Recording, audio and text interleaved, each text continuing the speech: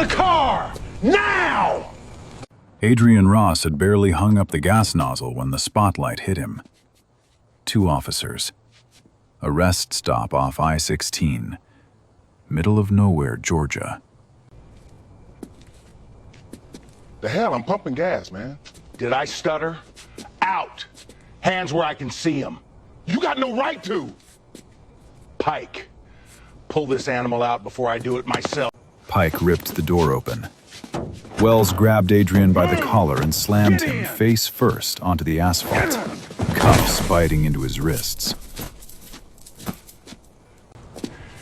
You think you can talk back to me, boy? Your kind don't get to have an attitude. No charges, no warrant, no reason. Just 2 badges and a black man who didn't belong. But what happened the next morning? Wells would give anything to take that night back.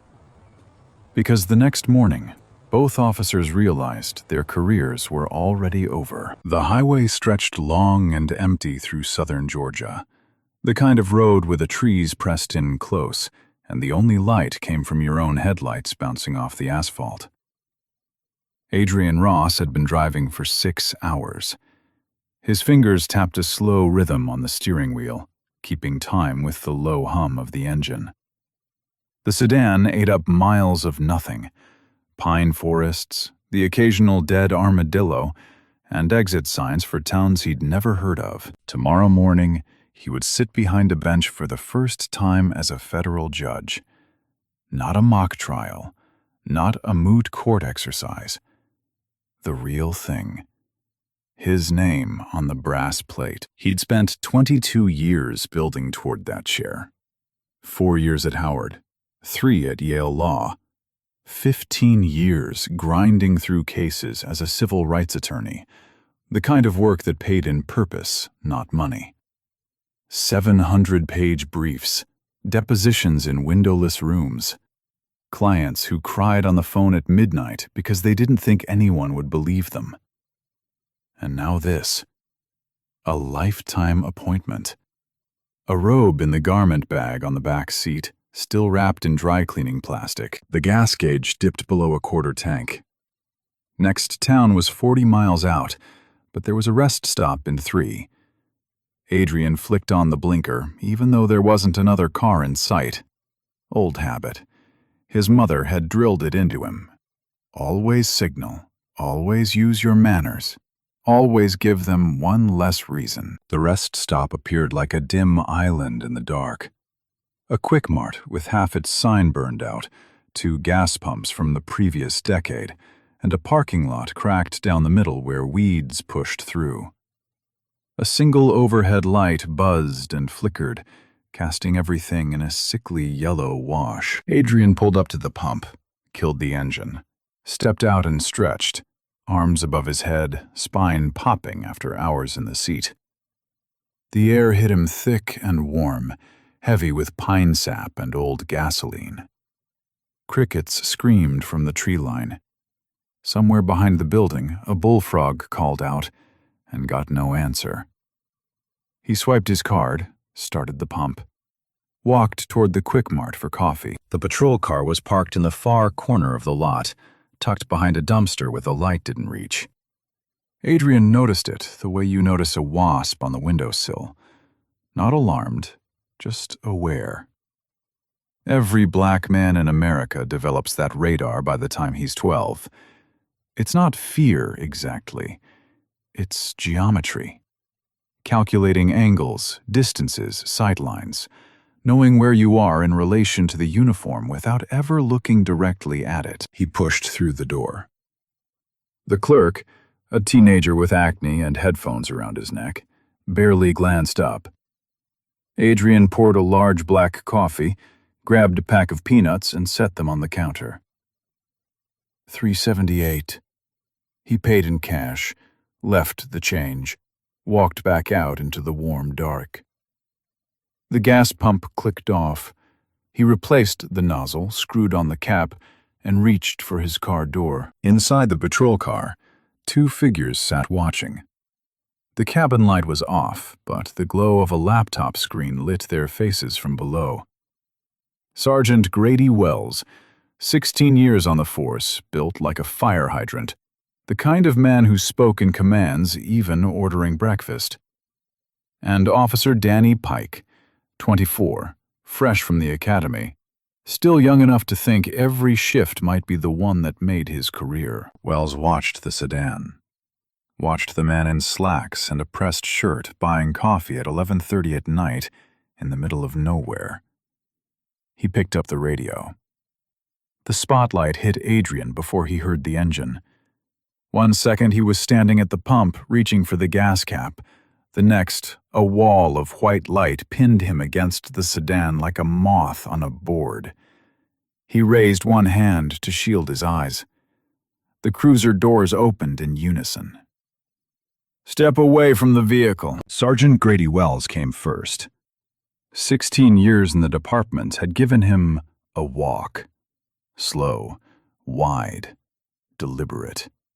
The walk of a man who had never once been told no in uniform. His hand rested on his holster, not gripping, just resting. The way a man rests his hand on a fence he owns.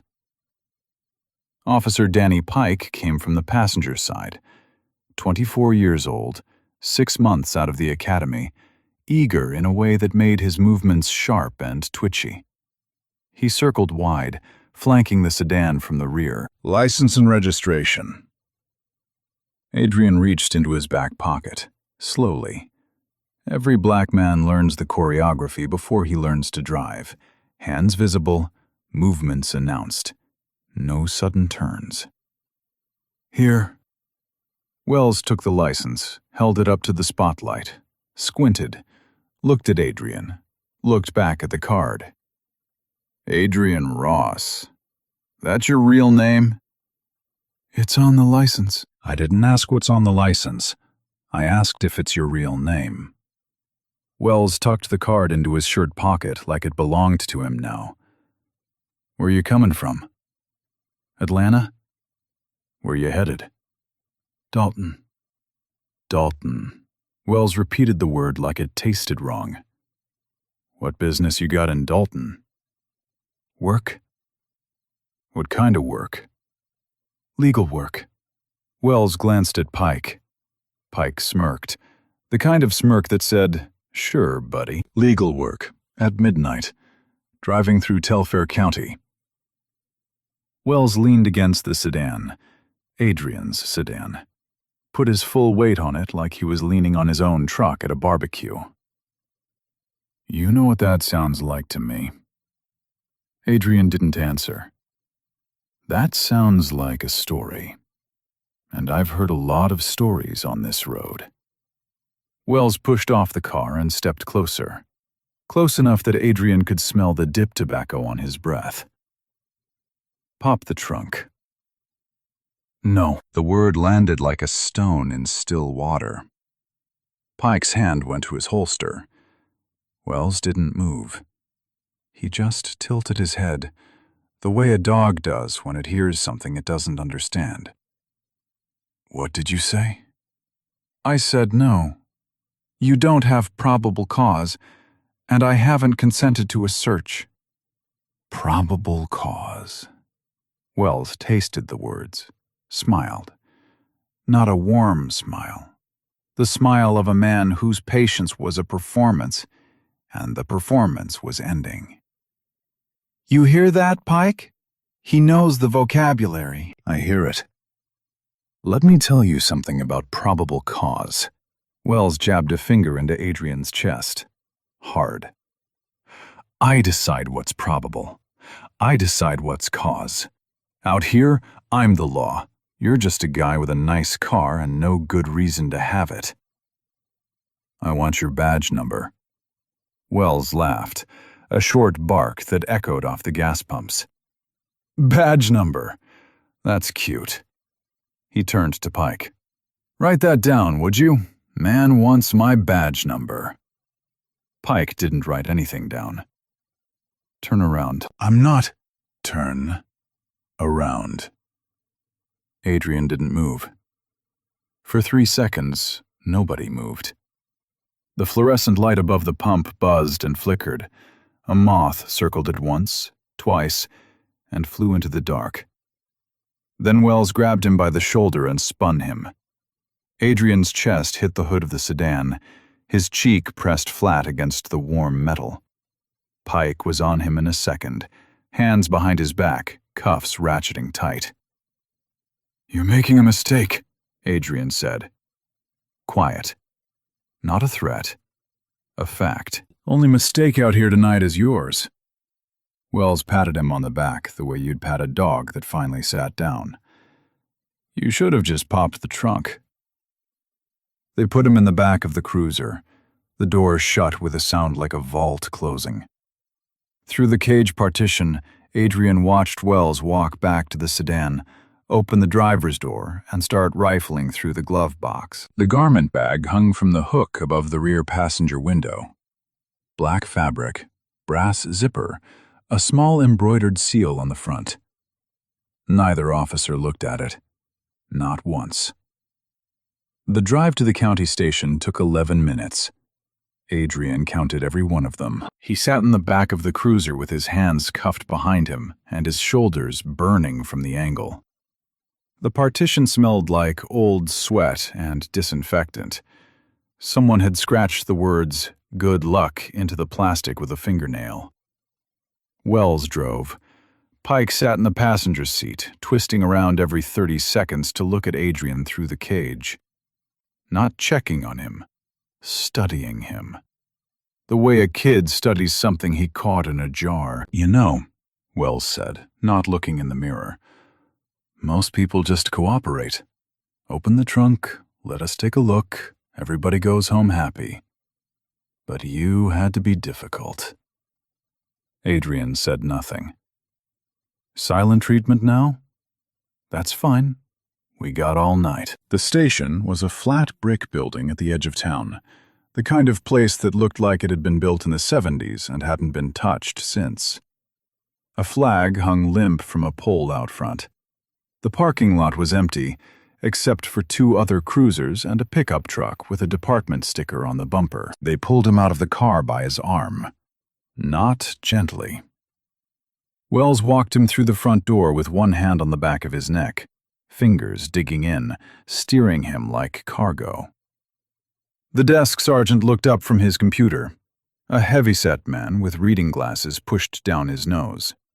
"What have we got?" "Suspicious individual. Rest stop off I-16. Uncooperative." Wells pushed Adrian toward the booking counter. "Nice car, no explanation. Got mouthy when we asked questions." The desk sergeant looked at Adrian, looked at the suit, looked at the cuffs. Something flickered across his face. Maybe doubt, maybe recognition that something was off. It disappeared in a second. "Name?" "Adrian Ross." "Address?" Adrian gave his Atlanta address. The desk sergeant typed it in. Slowly, one finger at a time. "Occupation?" "Attorney." Wells snorted behind him. "Yeah, and I'm the governor." Pike laughed. The desk sergeant didn't. They fingerprinted him, rolled each finger across the ink pad, and pressed it to the card with a kind of bored efficiency that said they'd done this 1,000 times and stopped caring at 200. The ink stained his fingers black. Adrian stared at it, the dark smudges across the hands that had signed a federal oath 9 days ago. They took his mugshot, front and side. The camera flash was too bright and left a green smear across his vision. The height chart behind him marked him at 6'1". They wrote it down as 6 feet even. Small thing, meaningless. But Adrian noticed. He noticed everything now. "Empty your pockets." Wallet, keys, phone. A pen, Mont Blanc, a gift from his mentor when he passed the bar. The officer handling the bag looked at the pen, turned it over, set it down without comment. Belt and shoes. Adrian removed them. The concrete floor was cold through his socks. They handed him a plastic bag with his belongings and pointed him down a hallway. Cell 4, end of the hall. The holding cell was 8 feet by 10. A concrete bench along one wall. A steel toilet with no seat. A single bulb behind a cage on the ceiling that buzzed at a frequency designed to make sleep impossible. The walls were painted the color of old teeth, a yellow that might have once been white, but had surrendered decades ago. Adrian sat on the bench. The metal was cold enough to feel through his suit pants. He placed his hands on his knees, straight-backed, still. Wells appeared at the bars 20 minutes later, leaned against the frame with his arms crossed, the posture of a man visiting a zoo. Comfortable? Adrian looked at him, said nothing. You know, this whole thing could have been over in 5 minutes. You pop the trunk, trunk's clean, we shake hands and you drive off. But you had to make it a thing. Wells picked at something in his teeth. Pride, that's what it is.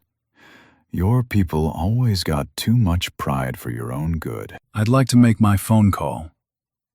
In the morning. The law says what I say it says in this building. Wells tapped the bars twice with his knuckle. The ring of metal on metal echoed down the empty hallway. Get some sleep, counselor. He walked away. His boots made a slow, heavy rhythm on the tile floor, each step deliberate, each step saying, I own this hallway and everything in it, including you. Adrian listened until the footsteps faded. Then he closed his eyes. Not to sleep, to think. Fourth Amendment. Unreasonable search and seizure. No probable cause established. No consent given. Arrest without charge. Section 1983. Deprivation of civil rights under color of law. Terry versus Ohio. An officer may conduct a brief investigative stop, but only with reasonable suspicion of criminal activity. Buying coffee and pumping gas is not criminal activity. Every statute, every precedent, every violation. He filed them in his mind the way he'd filed 10,000 case documents over 22 years. Clean, ordered, devastating. The bulb buzzed above him. Somewhere down the hall, a pipe dripped. Adrian Ross sat in the dark and waited for morning.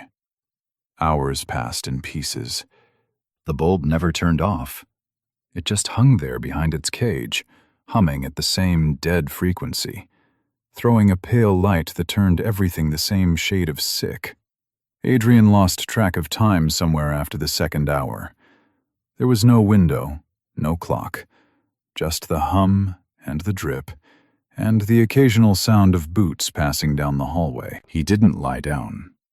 The bench was narrow enough that rolling off was a certainty, and the floor was the kind of cold that doesn't just touch your skin, it climbs inside. So he sat, hands on his knees, back straight. The way his grandfather used to sit in the front pew on Sundays, rigid, dignified, like posture was the last thing they couldn't take from you. His grandfather had been a janitor in Macon for 41 years, cleaned the same courthouse where white attorneys walked past him without looking. He used to say, "The building doesn't care who sweeps the floor or who swings the gavel. Only people care about that. And people get things wrong." Adrian could hear that voice now, clear as a bell, right through the concrete walls. Twice during the night, officers walked past his cell. The first one, a young woman with a ponytail and a clipboard, glanced in and kept moving. Her face said nothing. Her pace said everything. She didn't want to be part of whatever this was. The second was an older officer, gray at the temples. He stopped, looked at Adrian's suit, looked at the empty charge sheet clipped to the cell door, opened his mouth, closed it, walked away. Adrian watched him go. In 22 years of law, he'd seen that look 100 times. The look of a man who knows something is wrong and has already decided it's not his problem. Around 3 in the morning, or what he guessed was 3, the building fell completely silent. No footsteps, no radio chatter, just the bulb and the pipe and Adrian's own breathing. He used the time not to be angry. Anger was a luxury that required energy he couldn't afford to spend. Instead, he worked. Quietly, methodically. The way he'd worked every case for 2 decades. He replayed the stop. Every word, every gesture. Wells approaching with his hand on the holster. The demand for license and registration. Lawful, technically. The questions that followed. Where are you from? Where are you going? What kind of work? Fishing. Legal, but fishing. The demand to pop the trunk. Unlawful without consent or probable cause. Adrian's refusal. Lawful.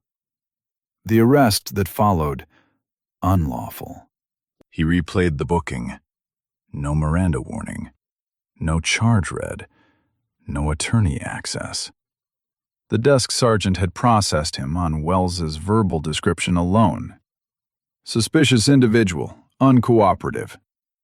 Those weren't charges, they were adjectives. He thought about the garment bag, still hanging in his car, still unexamined. A judicial robe with the seal of the United States District Court for the Northern District of Georgia embroidered on the breast. If either officer had unzipped it, just once, this night would have ended very differently. But they didn't look. People like Wells never look. They see what they've already decided to see, and everything else might as well be invisible. At some point, Adrian's phone call came through. Not because they remembered, because the shift changed. A new officer, name tag reading Collins, appeared at the bars at 4:45. Younger than Pike, less sure of himself. He unlocked the cell door with the expression of a man defusing a bomb he didn't build. "You get one call." Adrian stood, followed Collins to a wall-mounted phone near the intake desk. Dialed the only number that mattered. His clerk, Sandra Whitmore, answered on the second ring. Her voice was alert, the voice of someone used to calls before dawn. "Judge Ross?" "Sandra, I may be late this morning." A pause. "How late?" "I'm not sure yet. I'm at the Telfair County Sheriff's Station." A longer pause. He could hear her processing. Sandra had been a judicial clerk for 19 years. She'd heard a lot of things. This was new. Are you all right?" "I'm fine. Don't contact anyone. Don't make calls. I'll be there." "Yes, sir." He hung up. Collins walked him back to the cell, locked the door, looked at him for a second too long. "Is there anything?" "No," Adrian said. "Thank you." The cell door clanged shut. Adrian sat back down. Same bench, same posture, same buzzing light. But something had shifted. Not in the room. In him. For 22 years, Adrian Ross had believed in the system. Not blindly, not naively, the way a surgeon believes in the scalpel, with full knowledge of how much damage it can do, and a steady commitment to using it precisely. Tonight, the scalpel had been used on him. Tomorrow morning, he'd pick it up again. The pipe dripped, the bulb hummed. Outside, somewhere past the walls and the parking lot and the empty road, the first thin line of gray crept across the Georgia sky. Morning was coming. The new shift sergeant's name was Dawson. He arrived at 6:47 with a styrofoam cup of coffee and a face that said he'd rather be anywhere else.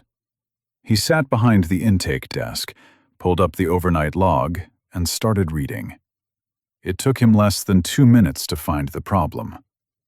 Wells brought in a guy last night. Rest stop off I-16. He looked at the screen, scrolled down, looked again. There's no charge here. Collins, who was finishing his shift, shrugged. Sergeant Wells said suspicious activity. Suspicious activity isn't a charge. It's not even a reason. Dawson pulled up the arrest entry, read it twice, took off his glasses and rubbed the bridge of his nose. There's no probable cause documented, no contraband, no warrants, no nothing. He stood up, walked down the hallway. His footsteps were different from Wells's, quick, purposeful, the walk of a man cleaning up someone else's mess. The cell door opened. Adrian looked up from the bench, same posture he'd held all night. Mr. Ross, I'm Sergeant Dawson. I've reviewed your intake and... He paused. The words tasted wrong, and he knew it. You're free to go. I apologize for the inconvenience. Inconvenience. The word hung in the air between them like a bad joke. 7 hours in a holding cell. Fingerprinted. Mugshot taken.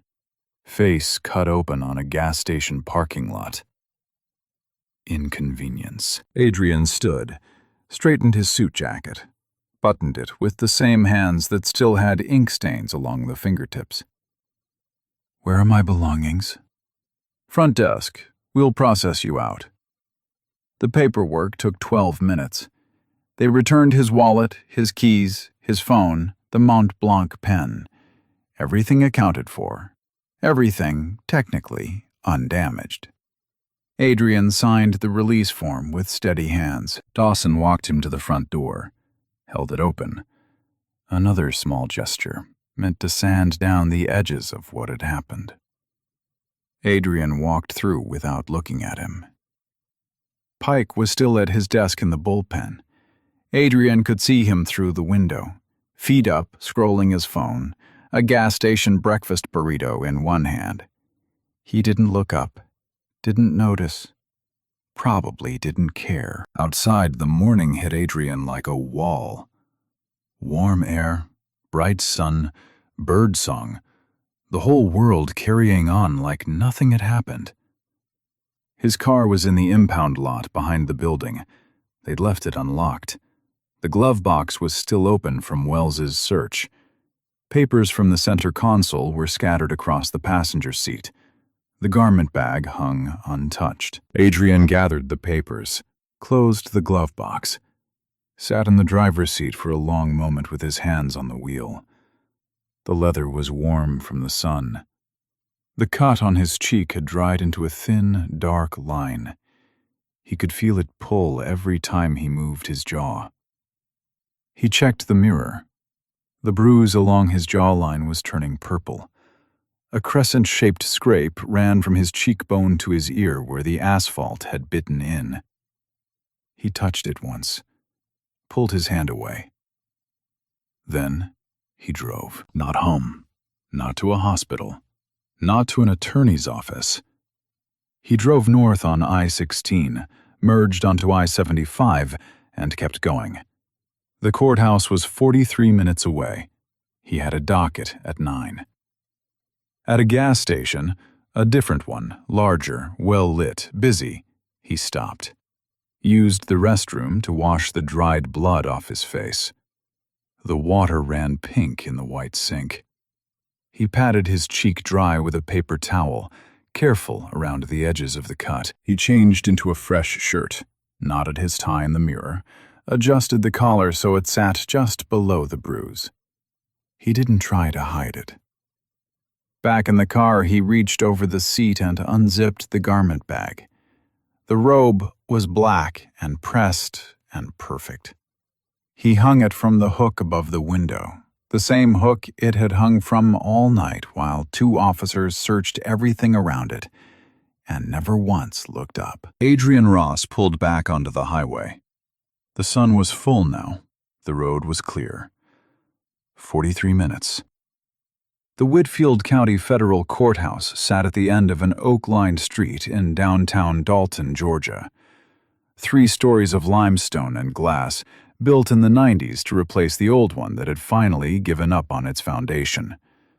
A row of columns along the front, an American flag snapping in the morning breeze. The kind of building designed to make you feel small when you walked in. Adrian parked in the reserved lot behind the building. Space number 1. A small placard bolted to the wall read, "Reserved, Judge A. Ross." The placard was new. The screws were still silver. He entered through the rear door, badge in hand. The security guard, an older man named Hector who'd worked the building for 11 years, looked at the badge, looked at Adrian's face, and did a small double-take. "Morning, Your Honor. He gestured vaguely at his own cheek. "I'm fine, Hector. Thank you." The hallway was long and quiet. His shoes clicked on the marble floor. Past the clerk's office, past the law library, past the portraits of every judge who'd served in this district. All white faces going back 130 years. There was an empty frame at the end of the row. His frame. His photograph hadn't been hung yet. Sandra Whitmore was waiting outside his chambers. 53 years old, 5'2", hair pulled back in a bun tight enough to survive a hurricane. She'd clerked for 3 federal judges before Adrian and had a reputation for 2 things: flawless preparation and 0 tolerance for nonsense. She saw the cut on his face and the bruise along his jaw. Her eyes widened, then they narrowed. "What happened?" "Long night." "That's not an answer. It's the one I have right now." Adrian opened the door to his chambers. "Walk me through the docket." Sandra followed him in. The office was large and sparse. He'd only moved in 3 days ago. Boxes still lined one wall. The desk was mahogany and older than the building itself, inherited from the previous judge. A brass nameplate sat front and center. Honorable Adrian Ross, United States District Judge. Sandra opened the docket file. "You have 4 matters this morning: 2 motions, a scheduling conference, and an evidentiary hearing." "The hearing. Which case?" "Patterson versus Whitfield County Sheriff's Department." Adrian's hand stopped mid-reach for his coffee. Just for a second. Less than a second. Sandra noticed anyway. "Civil rights action," she continued. "Plaintiff alleges a pattern of racially motivated traffic stops by the Whitfield County Sheriff's Department. 14 documented incidents over 8 months, all black motorists. 12 resulted in no charges." Adrian took the file, opened it, read the summary paragraph, then read it again. 14 stops, 12 with no charges, all black motorists, all on rural highways in Telfair and Whitfield counties, all between the hours of 10 p.m. and 2 a.m. The plaintiff, a man named James Patterson, a schoolteacher from Warner Robins, had been pulled over 3 times in 4 months. The last time they searched his car for 45 minutes and found nothing but textbooks and a lunchbox. Adrian closed the file, set it on the desk, placed both hands flat on the mahogany surface, and stared at the wood grain for a long moment. "Judge Ross, do you need to recuse?" The question was precise. Sandra knew the rules. If a judge has a personal connection to a case, financial interest, family involvement, prior relationship with a party, recusal is mandatory. But Adrian hadn't been a party to this case. He hadn't been a plaintiff or a witness. He'd been a victim of the same department. But he wasn't part of this litigation. His experience from last night was separate, legally separate. Ethically, the line was thinner. He knew it. Sandra knew it. "No," Adrian said. "I don't." Sandra held his gaze for 3 full seconds. Then she nodded. Once. "The plaintiff's team will present first.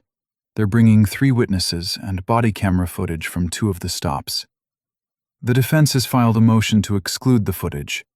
You'll need to rule on that before testimony begins." "And the defense witnesses?" Sandra checked the list. 4 character witnesses for the department, 2 supervisors and 2 officers. She paused, looked at the names. Sergeant Grady Wells and Officer Daniel Pike are both on the list.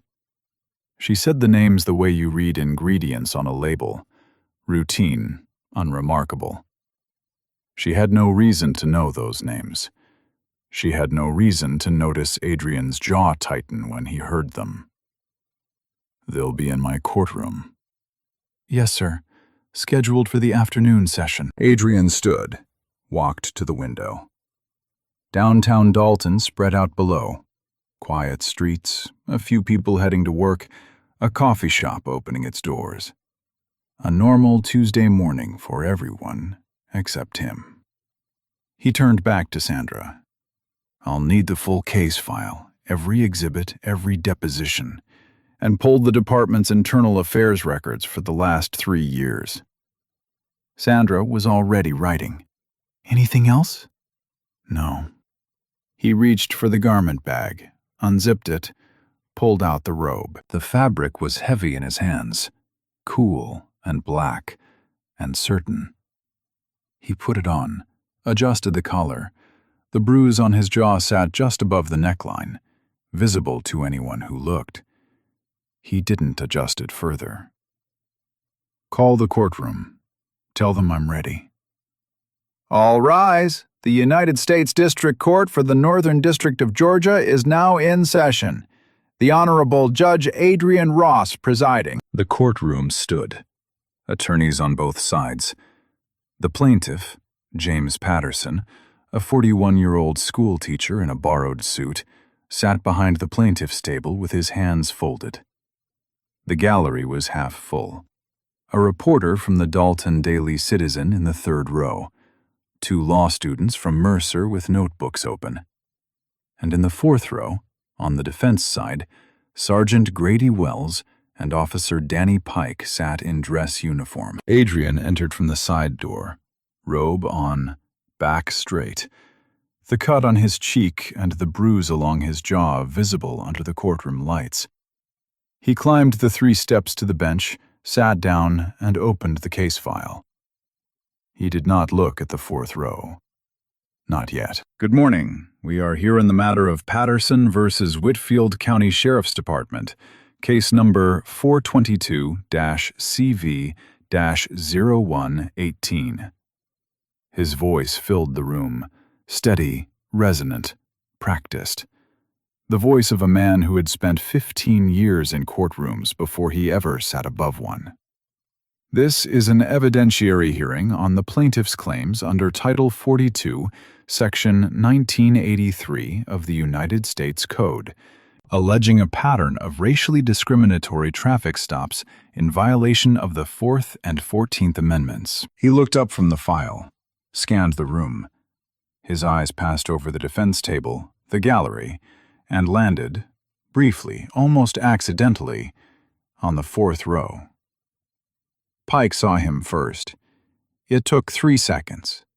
Pike's eyes moved from the nameplate on the bench to the judge's face, to the cut on the cheek, to the bruise on the jaw. His mouth opened slightly. His hand shot sideways and gripped Wells's forearm. Wells was reading something on his phone. He looked up, annoyed. Followed Pike's gaze to the bench. The recognition was not instant. It came in stages. First, confusion. The face was familiar but out of context, like seeing your dentist at a funeral. Then alignment, the features clicking into place. The cheekbone, the jawline, the cut. That specific cut, on that specific cheek, in that specific shape. The cut that Wells himself had put there 11 hours ago on a gas station parking lot. His face went white. Not pale. White. The color of paper. The color of a man watching his own life change in real time. Adrian held his gaze for exactly 1 second. Then he looked away. Back to the file. Back to work. We'll begin with a preliminary matter. The defense has filed a motion to exclude body camera footage from the incidents of March 14th and April 22nd. I have reviewed the motion and the plaintiff's response. He turned a page. The motion is denied. The footage is admissible. The defense attorney, a tall man named Caldwell in a navy suit, stood halfway. Your Honor, if I may. You may not. The footage meets the requirements for authentication under Rule 901 and is relevant under Rule 401. We'll proceed. Plaintiff, call your first witness. The plaintiff's attorney, a woman named Grace Holliday, mid-30s, from the ACLU's Atlanta office, stood. The plaintiff calls James Patterson. Patterson took the stand, swore the oath, and then he told his story. 3 stops in 4 months. Always at night. Always on rural roads. Always alone.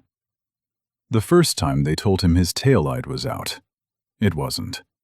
The second time they said he matched a description. He didn't. The third time they didn't bother with a reason at all. They pulled me over on Route 23, about 10 miles south of here, Patterson said. His voice was quiet but steady, the voice of a man who had practiced this in the mirror. 2 officers. They told me to step out. They searched my car for 45 minutes, opened every bag, every container, pulled the spare tire out of the trunk. What did they find? Textbooks, a lunchbox, a Bible my mother gave me. Were you charged with anything? No, ma'am. Were you given a reason for the stop? No, ma'am. In the 4th row, Wells sat rigid. His jaw was clenched so tight the muscles in his neck stood out like cables. Pike sat beside him, bouncing his knees so hard the bench creaked. The second witness was Darnell Crawford, 26, a UPS driver. Pulled over twice in 3 weeks on I-16. Same stretch of road, same time of night. Same result. Searched, detained, released without charges. They made me sit on the curb for an hour, Crawford said. Cars passing by, people staring. They went through my whole truck. Found nothing but packages with other people's names on them. He paused. I called in sick the next 2 days. I couldn't get back in the truck. The third witness was Linda Osei, 58, a registered nurse driving home from a 12-hour shift. Pulled over at 1 in the morning. She was still in her scrubs. He shined the light in my face and asked me where I stole the car, she said. I told him it was my car. I've had it for 6 years. He said, Sure you have. Then he made me stand outside in the cold while he ran my plates. Twice.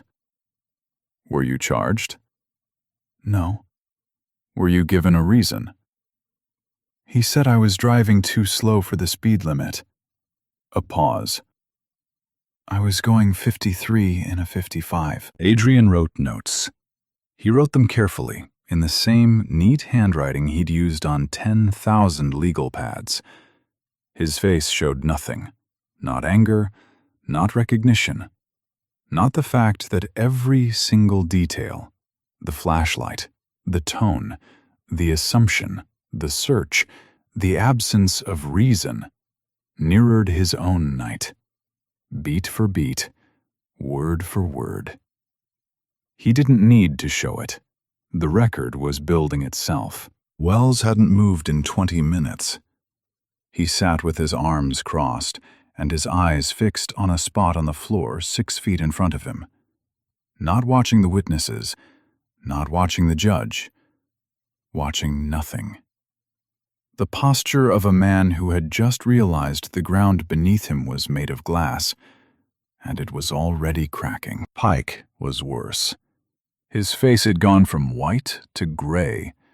A thin line of sweat ran from his temple to his jaw.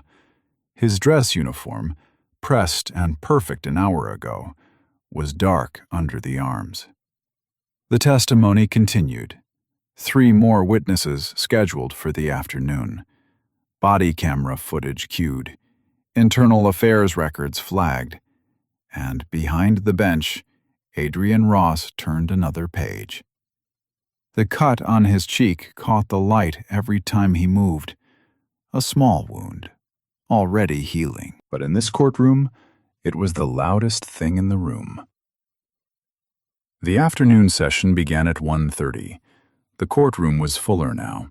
Word had spread, the way it always does in small towns, through text messages and parking lot conversations, and someone telling someone who told someone else.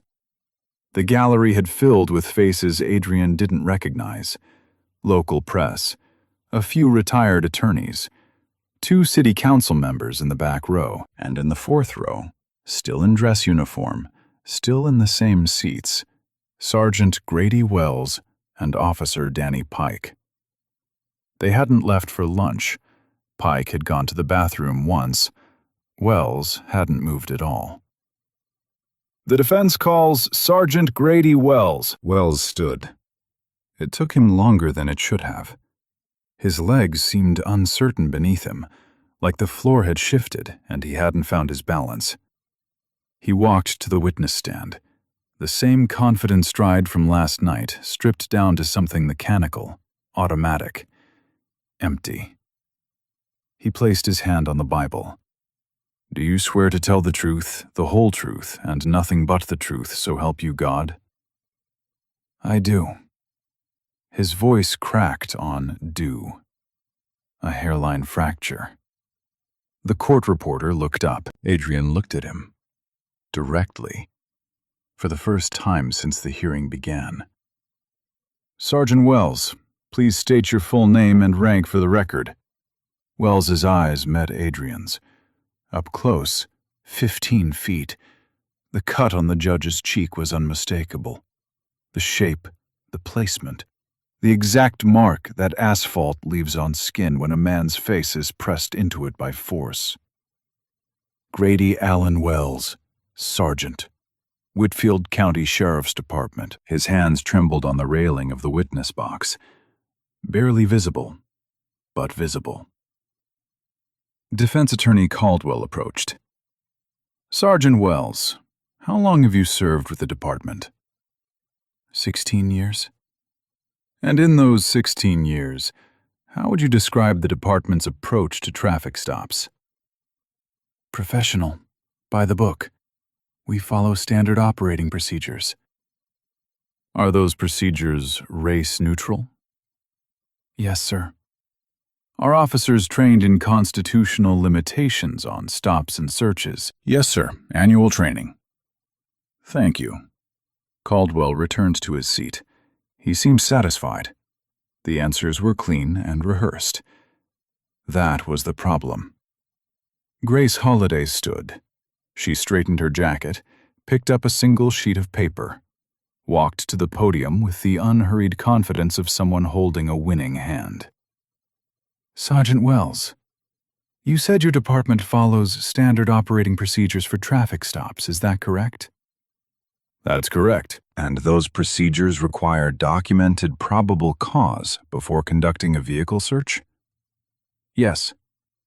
"And they require a stated reason for initiating the stop?" "Yes."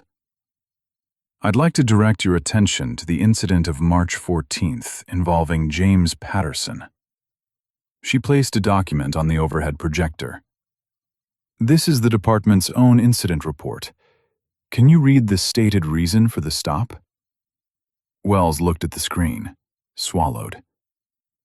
Driving erratically. Mr. Patterson's dashcam footage, which we'll play now, shows him driving 38 miles per hour in a 35 zone, in a straight line, for 6 uninterrupted minutes before the stop. She pressed play. The courtroom watched 12 seconds of the most unremarkable driving ever filmed. Does that look erratic to you, Sergeant? I wasn't the officer on that stop. No, but you were the supervising sergeant who signed off on the report. Your signature is at the bottom. She pointed. Right there. Wells said nothing. Let me ask you a broader question, Sergeant. In the last 12 months, how many traffic stops has your department conducted on this stretch of I-16 between the hours of 10 p.m. and 2 a.m.? I don't have that number off the top of my head. I do. 114. Of those 114 stops, 89 involved black motorists.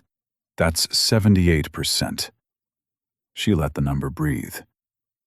The county population is 19% black. Can you explain that discrepancy? Different factors. Time of day, traffic patterns. Traffic patterns. Holliday repeated it the way Wells had repeated Dalton the night before, like it tasted wrong. Sergeant Wells, have you ever detained an individual without probable cause? The question landed like a trap door. Wells's eyes flicked to Adrian, just for a heartbeat. The judge's face was stone. The cut on his cheek caught the overhead light. No, ma'am. The lie filled the courtroom like smoke. It hung in the air between the witness stand and the bench, between the man who told it and the man who knew in his bones, in the scrape on his face, in the bruise on his jaw, exactly what that word was worth. Adrian wrote something in his notes. One line. His expression didn't change. Holliday continued. She played the body camera footage from 2 other stops. In each one, the same pattern. No stated reason, aggressive search, no charges, release without explanation. In one clip, an officer could be heard saying, "Nice car for this neighborhood." The courtroom murmured. She called Pike next. Pike's testimony lasted 8 minutes. He answered every question with, "Yes, ma'am," or "No, ma'am," or "I was following Sergeant Wells's instructions." His knee bounced the entire time. His voice never rose above a whisper. At 4:17, both sides rested. Adrian gathered his notes, straightened the file, looked out at the courtroom, the plaintiff, the defense, the gallery, the press, and 2 officers in the 4th row who hadn't looked up in over an hour. I've heard the testimony. I've reviewed the exhibits, the body camera footage, and the department's internal records. His voice was measured, every word chosen, every pause deliberate. The evidence establishes a clear and well-documented pattern of racially discriminatory traffic stops conducted by the Whitfield County Sheriff's Department in violation of the 4th and 14th Amendments to the United States Constitution. He turned a page. The department failed to establish legitimate, race-neutral justifications for the disproportionate targeting of black motorists. The testimony of the plaintiffs was credible, consistent, and corroborated by the department's own records. The testimony of the defense was not. He looked at Wells, not with anger, not with satisfaction, with something worse. Clarity. This court orders the following relief. 1. Immediate implementation of an independent oversight body to monitor all traffic stop activity within the department. 2. Mandatory retraining of all officers on constitutional search and seizure requirements to be completed within 90 days. 3. All body cameras are to remain active during the entirety of every traffic stop, with footage preserved for a minimum of 2 years. 4. Compensatory damages to each plaintiff in the amount to be determined in a subsequent proceeding. He closed the file.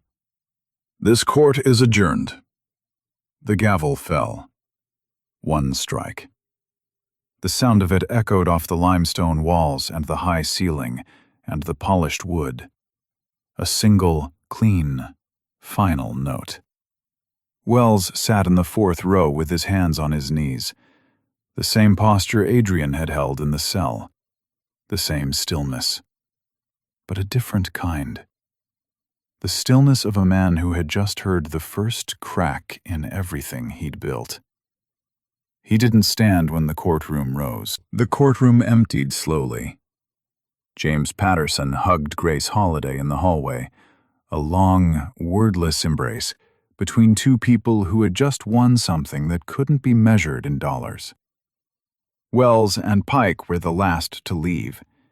They walked out side by side, but not together. Not the way partners walk.